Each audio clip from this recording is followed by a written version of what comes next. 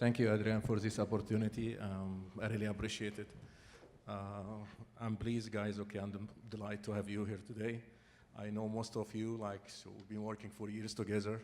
So instead for start reading your bio, what I decided to do, just to give you like a couple of minutes to introduce yourself, and it also to represent and give us an idea about your experience when it is coming to the renewable side, and also your company strategy.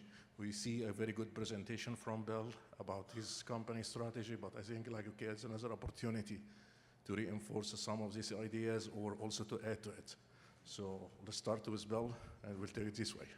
Very good. Well, you heard my bio, so yeah, 20 plus years in automotive manufacturing, went into consulting for a few years, and ran back to the comforting bosom of heavy industry. So as far as renewables, again, with larger content of hydro within Brazil, and again, in the prior life, more small package systems. In the Detroit area where I reside, as I was exiting Ford, we were looking at, and they've since installed, a fairly large photovoltaic installation at the Michigan Truck Plant in Detroit through DT Energy. I don't recall if that had energy storage installed. I know we were looking at it, but yeah, the experience is more in I would say some of the smaller systems, although I've evaluated wind and all the traditional technologies. So Dave, please. Okay. Introduce yourself. David Clary with Hud Bay Minerals. I think we're sort of here as somewhat of a foil to the renewable experts. And basically Hud Bay, our business model is, I think, in the mining industry to try and keep ourselves in as simple environments as possible. So having sort of heard discussion of dealing with power supply in Africa and places like that, our whole business strategy is the Americas and is relatively stable jurisdictions in the Americas. And one of the places that takes us is virtually all our operations are grid-connected operations. So essentially, we're not a company that's in the power generating business. We're a consumer. And from that standpoint, our primary focus has been on energy efficiency programs as opposed to investing ourselves in alternate energy supply. And I think I'll make a different part of the discussion from that standpoint. But essentially, as I say, we look at ourselves as a power consumer. We focus on efficiency. We do track our greenhouse gas exposure in terms of our direct and indirect emissions. So we do keep track of the emissions intensity of our suppliers, but we don't invest ourselves so far in actually addressing that. Thank you. Sunil. Good morning, everyone. First of all, just to introduce Kinross a little bit, we're a gold mining company, over 9,000 employees, about 9 different mine sites operating in North America, South America, Russia, as well as Africa. Our total energy cost is probably about over $400 million a year, so that's fuel and electricity, so it's quite a big cost for us. And electricity is one of our larger operating costs in our business.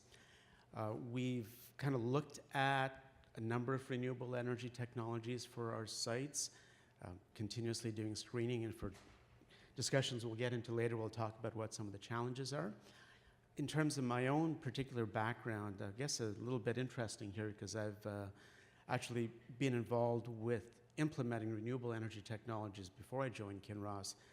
I was involved in consulting engineering and probably over several hundred megawatts of both wind and solar that I've been involved with in the province and country over the last 10 years.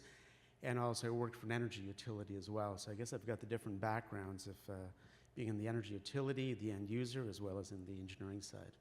Yeah, it seems that we have a very good lot to share here. One of the interesting things I noticed, okay, you are working in different regions, you are working in different content. Every area has its own challenge. And I think this question I would like to start with, where are the opportunity to change your current energy mix? You are working on diesel today, and I would like to see, okay, where do you see the opportunity and when you can start with this one? We'll go with the same round, so we'll start with Bill again. I will take it. Last time I sit on the left. You know, really, we've been spending most of our time in continental Africa. If you're not familiar with you know, the region, Ghana and such, the global tropical belt has experienced a drought. Now, if you look at enough data, there's about a 10-year cycle, and we were just coming out of the bottom trough of that. The challenge is that every 10 years, the low point gets lower. And the loads are growing in, you know, these countries, Ghana, Guinea, Mali, Tanzania. There's different economic, business, technical challenges with generating power. So their hydro is low. Their thermal plants have not been well maintained. It's just, I guess, a perfect storm in a way. So as depending on our location, where in Ghana, we try to work closely with the utilities and pull power from them as opposed to going into an island mode. However, we have to have 100% backup, or at least a large portion, just to protect our production. And then again, in areas such as in Tanzania, where we're very remote, there isn't a grid. It's just looking at, it comes down to dollars and cents. What's really the right solution? Make sure it's flexible, so as conditions change, the market changes. It's definitely a dynamic problem, and you have to have a flexible solution. Yeah, what about you, Dave? Okay, I think you are working in different regions, so... I like our regions more and more as I listen. We actually have an interesting mix right now because our over 50% of our operations are in northern Manitoba, which is virtually 100% hydro power. So our whole supply, our grid supply in northern Manitoba is basically very, very low footprint from a greenhouse gas standpoint, quite clean. We have started up operation in Peru this year, and so we're now becoming a substantial power consumer in Peru, and that's a different mix. That's more, I think, a combination of coal and natural gas. But again, we're simply purchasing off the Peruvian grid rather than doing anything ourselves. So, you know, in our context there, I mean, we were really looking to the grid operators to find economical opportunities to make their investments in renewables. Just I think one of the challenges in looking at renewables in different locations, we do have one operation right now in northern Manitoba. Our smallest and shortest life mine does actually run on diesel power right now. It's a mine we started up about a year ago, and it's got a total mine life of 6 to 8 years. The challenge is that mine is built in a provincial park. It's a park that was permitted for resource development as well as recreation, but it's a very sensitive area because it's a provincial park. And in fact, a tremendous amount of our mine design was around minimizing the physical footprint of the mine. And so then immediately, you know, any discussion of renewables becomes a discussion of increasing the physical footprint in a context where we've been working to absolutely minimize it. So I think it's an interesting example of, in a sense, the competing interests, or, you know, competing objectives that can sometimes work against renewables. So that's kind of our overall context in terms of our mix and what the opportunities are. That's very good. And what about Sunil? I know you are working in South America and more Africa, Russia, and like almost everywhere. So would like to hear from you of every challenge in every area. When we look at renewables, one of the main things to remember is renewables isn't an end in itself. It's really, renewables is a solution to really solve a business need in terms of reducing your operating cost, providing the power that you need for production. So when we look at renewable projects, there isn't like a special fast-track lane that renewable projects get for approval. It's got to compete with everything else that the operations might be looking at in terms of productivity, health and safety, and all these other factors that come in. So when you do all of that and you look at what your other options are for electricity, can you buy it off the grid? And in areas that we operate, we've got a wide range of prices. In some places, we've got prices that are less than 6 or 7 cents a kilowatt hour.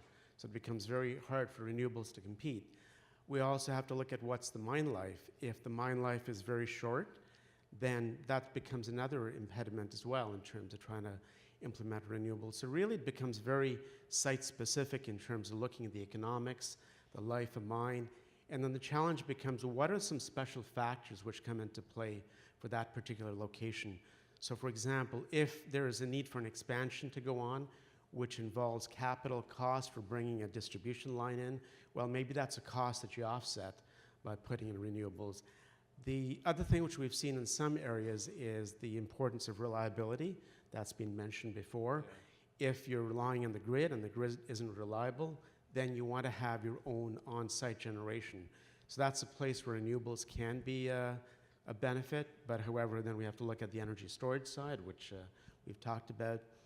And the other thing which we've found is in some areas, if you do self-generation, you're producing your own power, there's a lot of what we'd call government-related tariffs and taxes which come in, which quite often can be significant. And quite often those are subject to social policy, which can change quite a bit from year to year.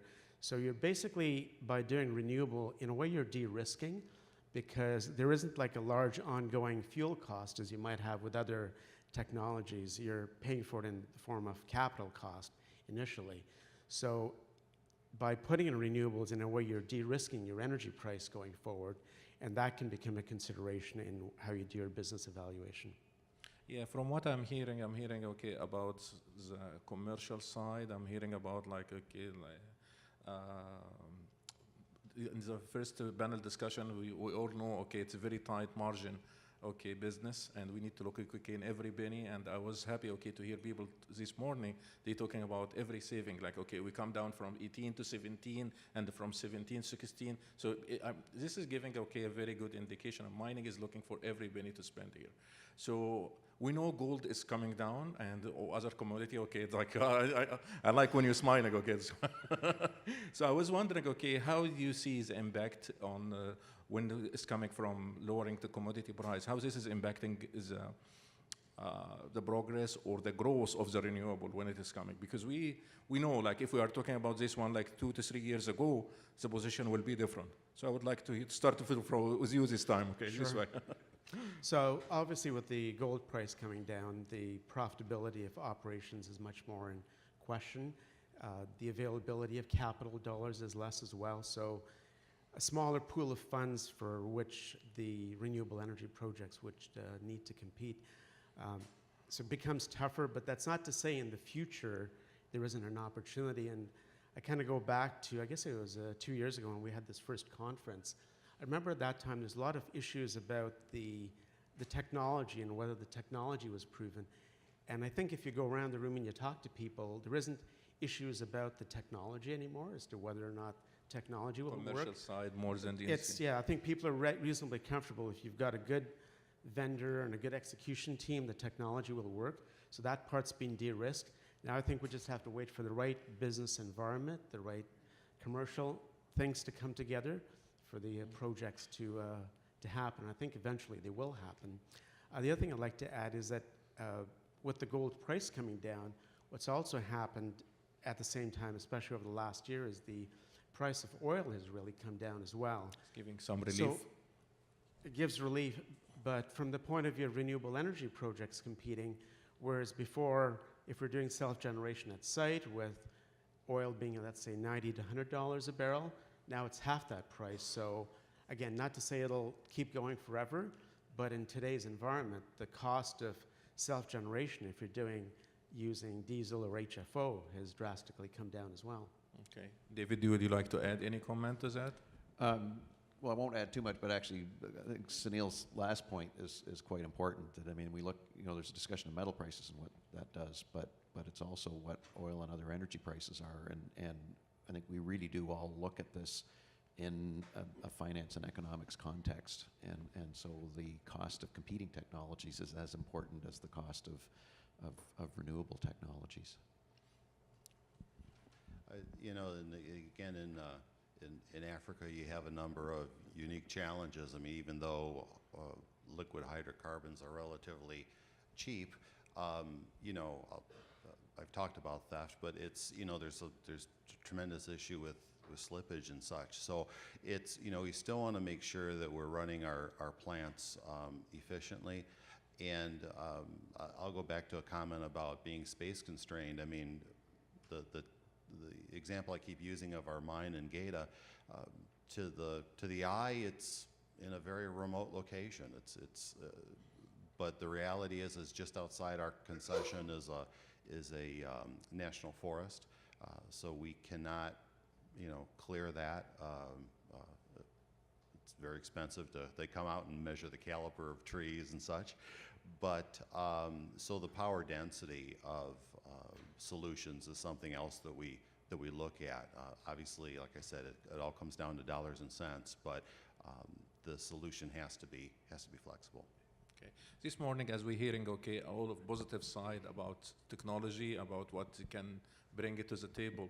I was wondering, okay, do you see this will be it happen time very, very soon, or what do you think about the timeline when you start seeing like a shifting to the renewable energy? When do you think the mining will start depending on renewable, or we see more renewable project, okay, coming to the mine site? I would like your opinion, Dave, on this one. Have you been the one who said I was the No, harsh that's fine. financial guy? Well, I mean, I think certainly you look at what's happening to the prices of renewables, and that opens up a lot of possibilities. I think also an increasing infrastructure, and actually just the Caterpillar proposition of sort of a turnkey, engineered, perhaps CAT financed technology becomes interesting, because I think, again, what I think all of us are trying to do is minimize our complexity. And so the existence of an infrastructure, not just of technologies, but of companies who are savvy about how to get a technology implemented in any particular mining location, I think is quite important. And I mean, I gave the example of the provincial park, but in any mine development, we are conscious of timelines, we are conscious of permitting complexity, and you know, adding renewables for all the environmental advantage people talk about it giving, increases the complexity of permitting a project. And so I think to the extent that jurisdictions develop models of how incorporation of renewables can actually simplify or speed the process of permitting a mine, I think that will come. I think there's an infrastructure there that gets developed, but I think that's as important as any other aspect. So based on what you saw today from Caterpillar or from the other suppliers here, do you think what's the timeline, okay, your expectation? Like, because we are hearing this, okay, as Sunil mentioned, we've been here for the last 3 years. The knowledge has been increased, like people, they get more confident about the technology. I think like we are still looking, okay, on the commercial side and on financing side, but what do you think like the mining will take this step, okay, to go forward with renewable? Well, again, I mean, I'll speak as someone who buys off the grid. I think, in fact, what we're seeing is these technologies are gradually coming into grids, and you know, so I think it's something that will simply is starting to unfold and will probably accelerate as it becomes financially attractive to providers of power to invest in it. I think from our standpoint, I'll say I don't think we will be getting into the renewables business unless we have a location where we have to be in the power generation business. One thing I'll throw out, you know, the aspect that hasn't really been talked about is development and construction phases, where often you aren't yet connected to a grid. I mean, if you look at our greenhouse gas profile over the last couple of years, we had quite a peak in 2014. We were in the midst of building our Constancia project in the Andes in Peru. We were virtually running a city of 6,000 people off diesel generation because we didn't have the grid yet. We had the peak construction group. So, in fact, looking from a greenhouse gas standpoint, 2/3 of our greenhouse gas generation was running that city, essentially. There's no model of being able to supply something like that in from any renewable technology. So I'll sort of throw out to the suppliers with imagination. I mean, there's a, it's a short-term opportunity from a supply standpoint, but it's an ongoing issue. The mining industry constantly has these development phases where we probably do have a lot of diesel generation. There probably is an appealing short-term switch to renewables, but there's no model of how to provide renewables for that. I see. Bill, I think I will ask you the question in different ways. Maybe it is the same arena, but I will asking, okay, how do you see, and I see in your slide very good breakdown about the strategic and operational challenge, which you could like impacting, okay, the growth on or investing in renewable energy. I would like also, okay, if you can highlight or elaborate in this area, because your slide was like 30 seconds. I would like to hear more about it. Well, one thing I wanted to add to the discussion is, as far as development of the technology, I know myself, I'll be looking at other sectors to see how they adopt different technologies and how those technologies mature. For various reasons, our industry may not be the first to adopt some of these technologies. Whether it's sensitivity to risk or, again, life of mine, a number of things that we've talked about.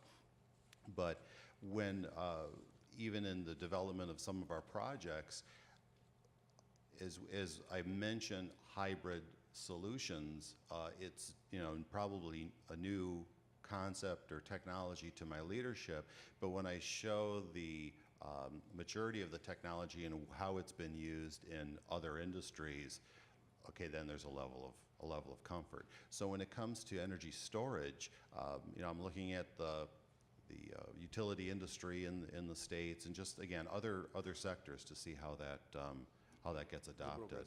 I'm not sure I answered your question though. No.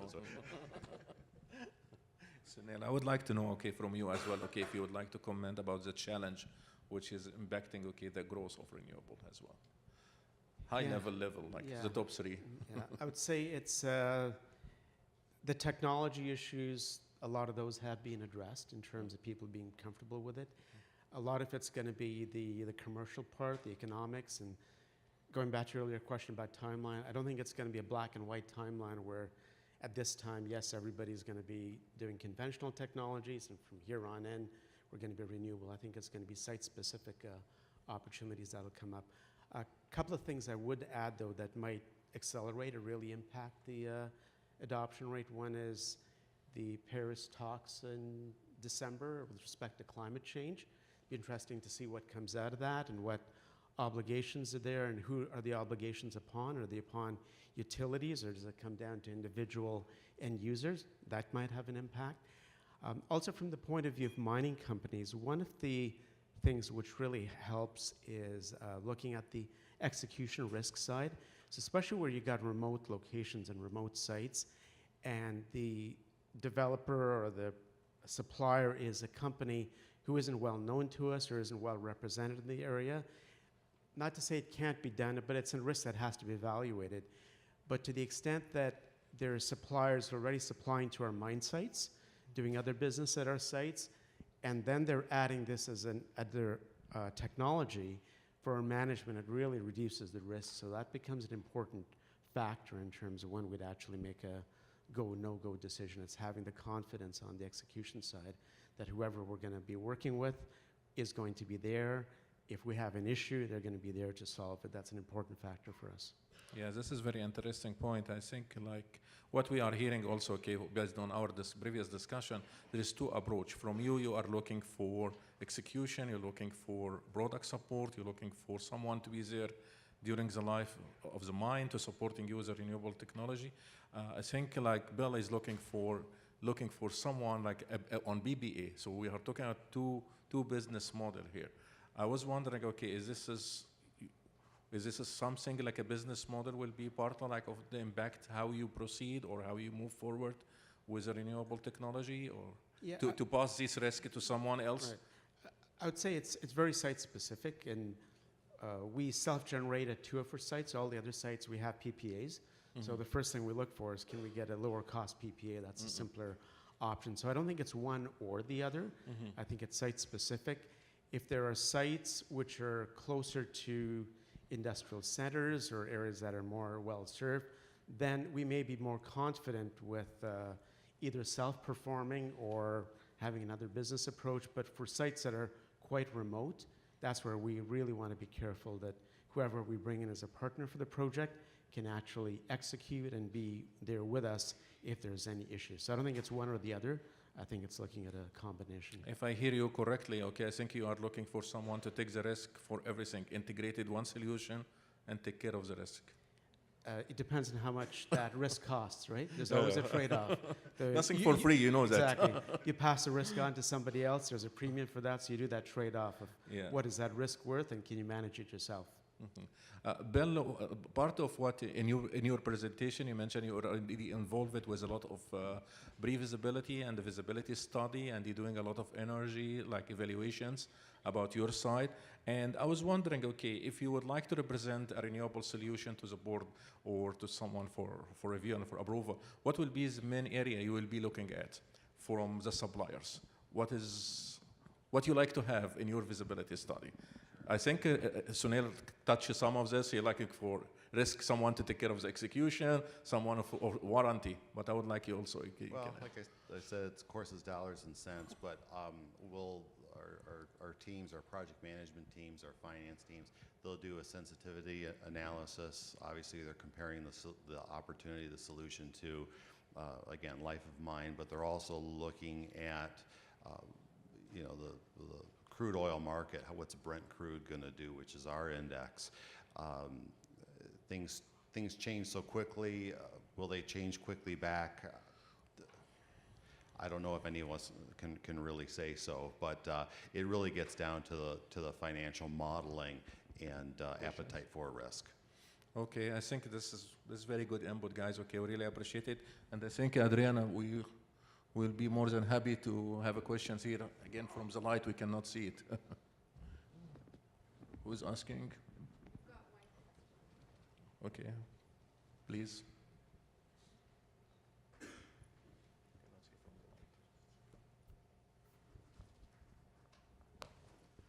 Very interesting conversations. I'm wondering if any of the panelists would care to comment on and perhaps talk about the possibility of even endorsing a carbon tax to help with renewables, help perhaps even take out some of the ups and downs in the market and a way to move forward. Sunil. And that becomes quite a broad question about company policy and energy policy and things such as that. And I think we're not in a position to make a formal statement on that, but I think we have to look at that in context with other opportunities, what's happening in other jurisdictions, and especially for an industry that's already, in our case, having hard financial times, any additional taxes that comes on, we have to look at what does that mean to operations and decisions in that. So it's a very complex issue. Dave, would you like to add to this? Sure. I mean, I think just to give a realistic perspective of, I think probably where a lot of us come from is, I mean, I can put a social hat on and say, I think a carbon tax is a very logical thing for our society to take on. I think as you know, a single company or as an industry to be out as an advocate of a carbon tax, you know, I think we are certainly ourselves, and I think many of us we're not large generators where we're not a carbon intensive business basically, and I don't see us as having the central role in the determination of what's going to make sense in terms of a carbon tax. Please, Bill. I'm not sure more taxation is the answer, but there has to be an incentive. My concern with carbon taxing and monetizing carbon is it's so complex, nebulous, dynamic. You know, we saw what happened in Australia, and then it got repealed. South Africa is talking about it. We don't have much confidence that that's going to make a good, be a good decision. But I think that it is delicate. I mean, they don't. If there's incentives, it can't be corporate welfare either. But there has to be some level of support from these jurisdictions, from these countries. It's really investment in themselves. We come part way, they come part way. So I don't know, carbon tax, again, I'm working in efficiency and supply, so it's a bit of a slap and a kiss. But there has to be some level of incentive. So yeah. Thanks for the answer. We have any other questions? We cannot see it from the light, I'm sorry. All right, great discussion. One of the questions I had that I wanted to ask is, one of the key drivers for executing an energy project or energy conservation project is to reduce operating cost. I want to know what your company's take is, or what your experience is in accessing the freed capital at the closure of one energy project to fund the next one. Or maybe in other words, can an energy program be self-propagating, or is every single initiative a battle against every other thing you're doing in the company? Yeah, that's a great strategy. I haven't seen it yet in the mining industry. I have seen that in a limited sense in the manufacturing sector. And one thing that I'll be doing more of in 2016 is going up to the finance team and having some discussions and some ideas of what we can do. You know, the performance contracting, for example, is a foreign concept to them. The self-funding energy budget is also a great idea. Since each site is its own business unit, that probably means 19 separate discussions. But if we can get a gold star from corporate that, hey, this is endorsed, and then yeah, that is actually a great idea. I might just raise, I think, and I thought the idea of whether it's the concept of sort of self-funding based on paybacks from previous projects, or the idea of some sort of allocated capital pool for sustainability or renewable energy projects is an interesting model, and maybe an interesting opportunity to put a certain amount of focus on those. I think that said, we need to be clear in our minds whether we're pursuing this because ultimately it is a path to greater competitiveness, or whether in a sense we're pursuing this because we're allocating some funding to sort of a social good. And I think it's really important to keep track of which path we're trying to follow. And I think the idea of self-perpetuating energy savings, or sort of reinvesting energy savings and those sorts of things, I think if you've got a criteria that clearly drives you towards using that model to keep pushing down your operating cost because you're investing in things that have a slightly longer time horizon, or perhaps have a payback profile that's different, I think that makes sense. But I think you still need to keep clear on whether you're doing that, or whether you see this as a special allocation of funds, sort of for an altruistic purpose. Thank you. Sunil, would you like to add anything to that? Yeah, just to add, I think David hit on it when he said it's important to be clear on what the objective is. Is there a clear environmental objective, or is it a business objective?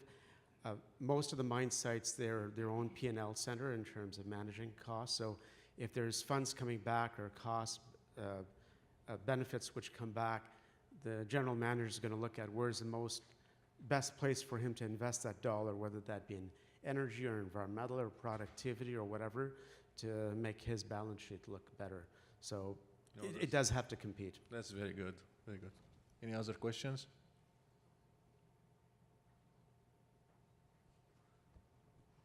I'm not sure. I don't see it. Yeah, please. Yeah, I like it this way. It's short. Yeah. Hi, I'm Jeremy Alley from EMC. We're based in Australia. My question is, it was discussed in this panel and in the last panel, the life of mine issue. And when I look at some of the mines in Australia, there are investments in infrastructure assets that have a long-term effect.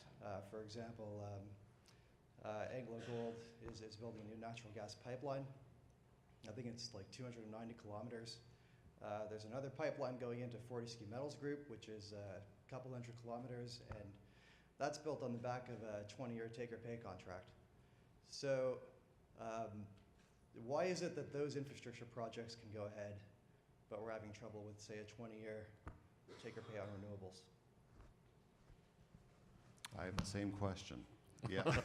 I was expecting the answer. I don't have the answer, but yeah, I don't have a quick and easy answer for you. I think it's partially communication and representation of different opportunities from my desk.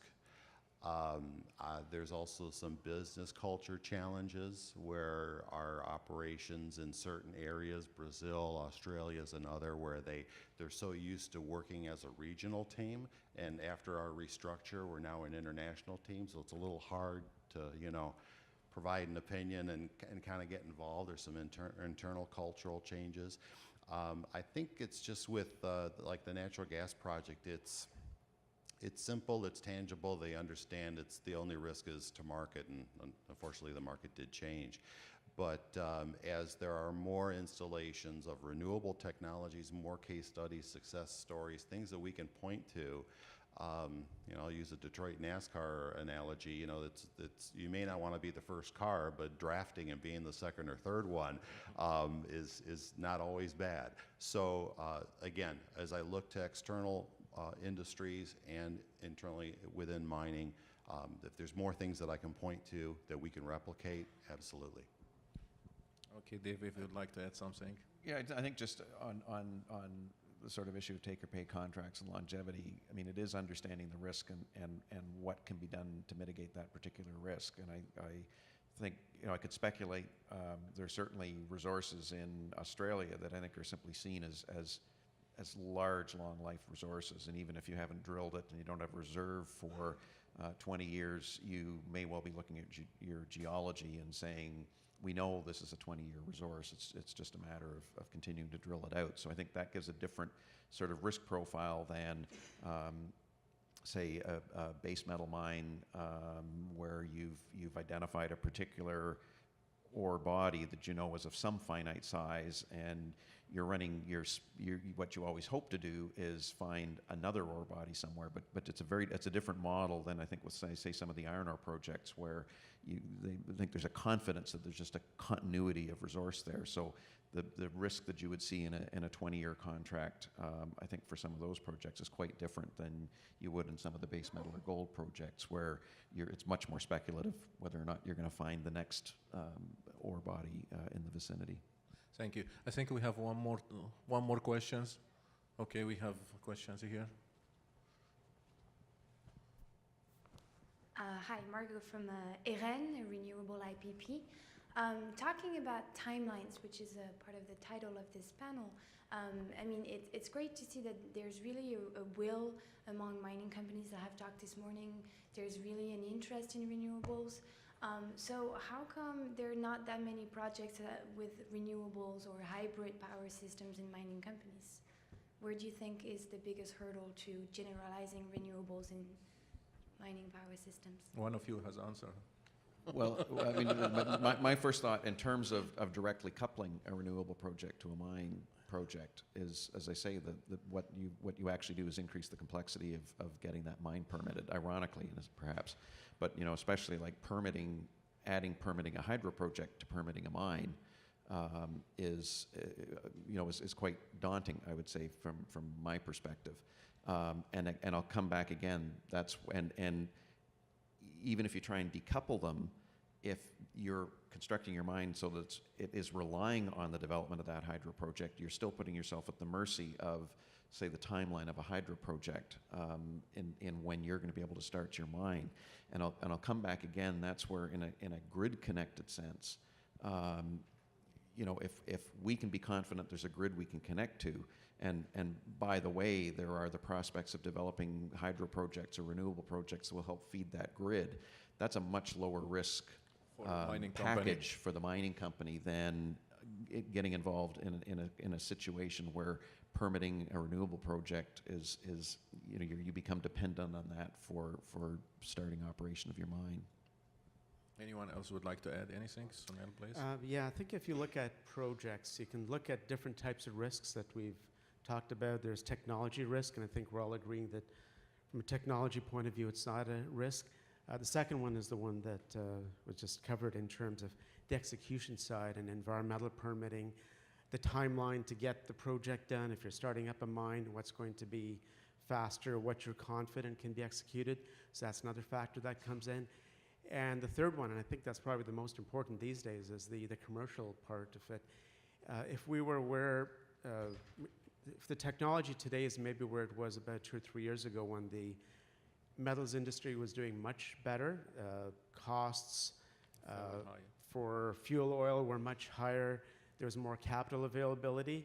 There's a lot of projects that we would have done 2 years ago if we were at that point. Unfortunately, with capital being constrained and oil prices where they are, it's just the commercial issue and the payback that's not good enough today. Will it change in the future? Probably. Bill, would you like to add I'd say, anything? you know, having lived through the storm the second time, first through automotive, you know, when gold was $1,900 an ounce, I don't think there was, you know, I agree with everything that's been said, and I don't think there was a, today there's a cost pressure, okay, and we have to get creative. So I think that now there is more interest in renewables as a financial solution, as opposed to more of a soft, you know, carbon, social license to operate. All those things are important, but again, when it gets down to dollars and cents, your back's against the wall, your company's trying to survive, and renewables actually provide a real, tangible, proven solution. There you go. Now you're getting projects implemented. That's good. I think we are on time right Yeah, now. well Okay, done. I really appreciate this Yeah. opportunity, and I would like to thank the panel. Thank Bill, David, Sunil, okay, for all the information and all experience has been shared here. So looking forward, guys, okay, to see how it will develop from here. Thanks a lot, guys.